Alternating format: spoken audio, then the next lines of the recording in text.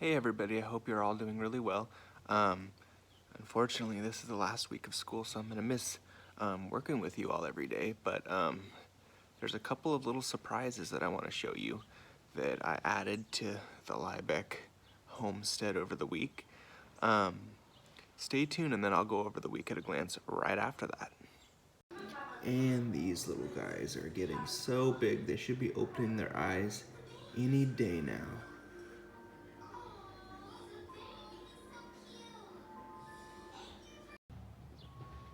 And as you can see, I added a bird feeder to the backyard because I really love watching birds and identifying them. So this is going to be a real treat the next couple of months and into the winter. Here we have our Black Beauty elderberry, and it just came in the mail yesterday, as you can see from Proven Winners. And I planted it in these really nice whiskey barrels. And that will help it branch out and get bigger and stronger and allow that root development to really take off. But elderberries are basically a superfruit, and they're really good for your immune system, and you can use them in cordials. You can make tinctures, which is basically like a fancy cough syrup, and it's very medicinal, and they're native to Europe.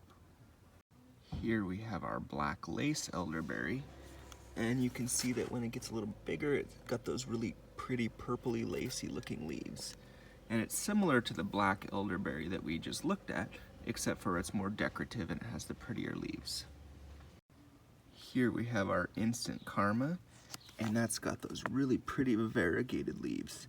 And it's similar to the black beauty and the black lace, but it's got these green variegated leaves, and I don't know if you can see that, but it's going to be really pretty coming up soon. And here we have our lemony lace elderberry, and they kind of remind me of a Japanese maple, and they're an elderberry, but they're not the edible kind of elderberry that I thought it was. So it's just gonna be for ornamental, and it has berries that birds really enjoy, so that'll be a plus, I guess. But yeah, it's gonna be really pretty when it gets bigger. And here's our Johns and our Adams elderberries. They still produce those really nice black elderberries that the others will produce, but they're a little bit less extravagant looking, so they're kind of plain, but they're still going to produce. And here we have our Urban Agriculture Week at a glance for the week of June 8th through the 12th, which is sadly our last week of school. It's been fun. We're going to be covering Priority Standards 1, which is Demonstrate an Understanding of Sustainable Plant Production, PS4, which is Investigate the Agricultural Industry and Possible Career Paths and Opportunities, PS5, which is Demonstrate an Understanding of the Marketing of Agricultural Products and Services. And so this week we're going to be visiting Laughing Goat Farms, and they basically specialize in field-grown flowers. She supplies a lot of our local florists with fresh cut flowers from their field. And she is building up a farm store to sell to the public. So it's a really beautiful farm stand. So definitely check that out. The link to the video will be right here, but it hasn't been we haven't finished the video editing stuff yet. So that video link will be right here. The farm site, so their website is right here. So check it out. There's a lot of cool stuff on their website. And then considering the following questions. What is a cultivar?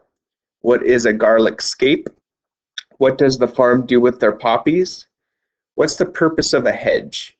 How did the farm get its name? What is the goal of the farm store? And what's a rhizome? And so for feedback, if you put your answers into the discussion board, you'll get a response from me. If you email me your answers, I'll respond to your email with my feedback.